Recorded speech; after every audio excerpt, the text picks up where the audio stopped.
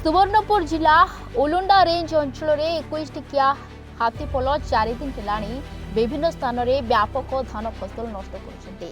गत गुरुवार राति हाथीपल हरिनापाली जंगल जाले गाँ पाख दे महानदी पार होगापी चेष्टा करते मात्र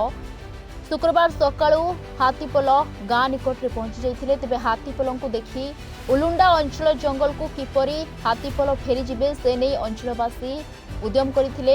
लोक मैंने हाथीपल को घोड़ाइबारु हाथीपल पुणी जाले गाँ निकट दे गुंजीपाली पलाई राढ़ियापाली गाँ निकट में रही जाते तेज वन विभाग पक्षर रेंजर संजीव राउत हाथीपल को सुरक्षित भाव घोड़ाइवाई वन विभाग कर्मचारी सह सजग रही एबे हाथीपल गड़गड़ बाहाल निकट में थिबा घीकुंडी गाँ निकट में रही आउ दिन तमाम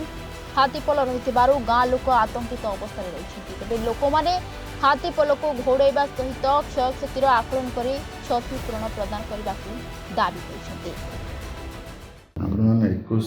गोटे हाथी ग्रुप बीएमपुर रेंज रू ओलुंडा रेंज को पशि डिसेम्बर 13 से पशिले एवं विभिन्न सब आरएफ को टच कर चांदिली आरएफ फास्ट एंट्री कले सी आसिले आमर चढ़ईपंग एरिया को सेठी किसी दिन रहिले से हाथी को सुरक्षा भाव सुरक्षित लोक जीवन धनहानि न हो सेमती भाव गोटे प्लानिंग करके हाथी की मुव करा से ग्रुप रे बहुत गुड़ा छोट छुआ अच्छा तो से मुव कर प्रोब्लेम हो जेहेतु ये हाथी गुड़ाक एरिया रे नुआ से माने एरिया को ठीक भाव जानी ना चल प्रचल बाहर प्रोब्लेम हो फॉरेस्ट डिपार्टमेंट डीओ निजे भी प्रेजेंट रोचंदी आम चेष्टा करूँ हाथी की सुरक्षित भाव में लोकंर कमी क्षति न हो सेमती जंगल भीतर को बढ़ाया चेष्टा कर कौ एरिया रे अच्छी जो हाथी मैंने अच्छा कौ एरिया बर्तमान सी काली हरनापाली ठू गुंजीपाली गोटे जगह अच्छे से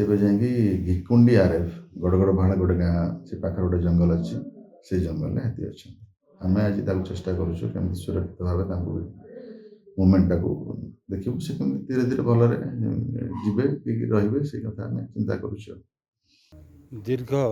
4 दिन है वन विभाग पक्षर दिन राति एक करी लगी पड़ी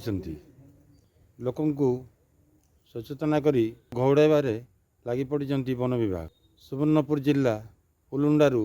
वन विभाग कार्यालय ओम प्रकाश मिश्र रिपोर्टर्स टुडे।